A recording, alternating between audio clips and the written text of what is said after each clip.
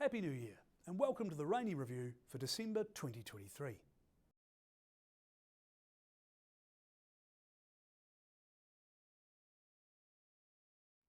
Last time I delivered bad news. The September quarter was a significantly negative one. October looked like it was continuing that trend. However, after that month, things look a lot better.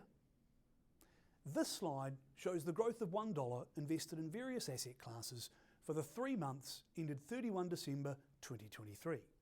The leader in Australian gold is Australian shares, where $1 invested 3 months ago would have grown to $1.09. In second place, in orange, is global infrastructure, where $1 invested 3 months ago would have grown to almost $1.07. Middle of the pack is that 50-50 mix of shares and property and cash and fixed interest, which would have grown to $1.06 at the end of that 3-month period. This slide shows the growth of $1 for the same asset classes, this time for the 12 months ended 31 December 2023. The leader over 1 year is unhedged international shares in Navy, where $1 invested a year ago would have grown to $1.24. In second place, in Australian gold, is Australian shares, where $1 invested 12 months ago would have grown to $1.13.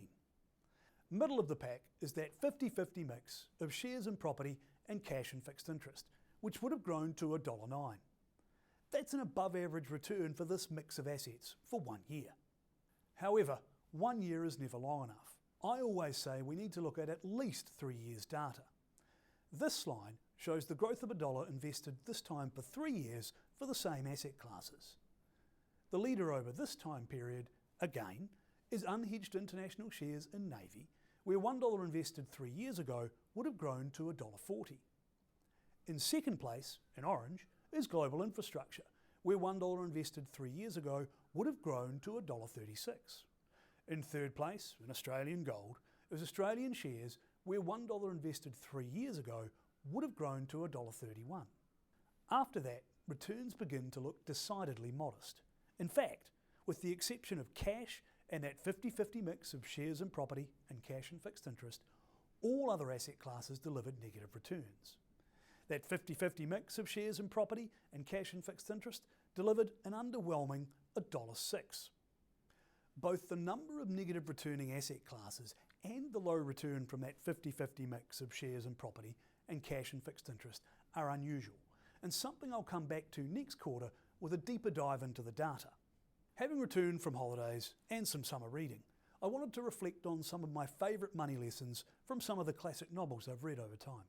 When reviewing a list of classic novels, mine came from The Guardian, my eyes alighted on David Copperfield, one of my favourites by Charles Dickens. This quote is the Micawber principle. Annual income £20, annual expenditure 19 and 6, result happiness. Annual income £20, annual expenditure £20 naught and 6, result misery.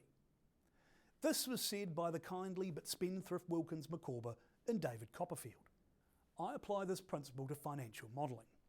Essentially, if you model to spend less than your expected return, result happiness. Anything else and there are other options on the table, although misery doesn't have to be one of them. So, enjoy your summer reading. Thank you for watching. I look forward to updating you again with the next instalment of the Rainey Review.